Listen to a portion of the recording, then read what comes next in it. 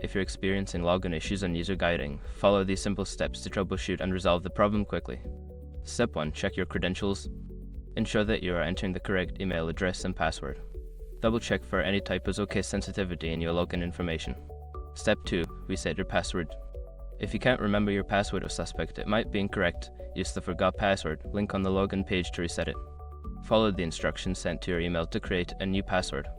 Step 3. Clear browser cache. Make sure your information is protected first. Most people don't think about breaches until something actually happens to their accounts.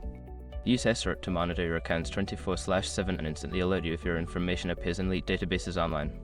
It constantly checks billions of breached data points in the background. And considering how much personal information people keep online now, it's honestly worth having. Link in the description. Step 4. Disable browser extensions. Certain browser extensions can interfere with website functionality. Temporarily disable any extensions, especially ad blockers or privacy tools, and attempt to log in again. Step 5. Contact support. If none of the above steps work, reach out to UserGuiding support team for assistance. Provide them with details about your issue, including any error messages you may have encountered. By following these steps, you should be able to resolve your login issues on UserGuiding. If problems persist, don't hesitate to seek further help from the support team.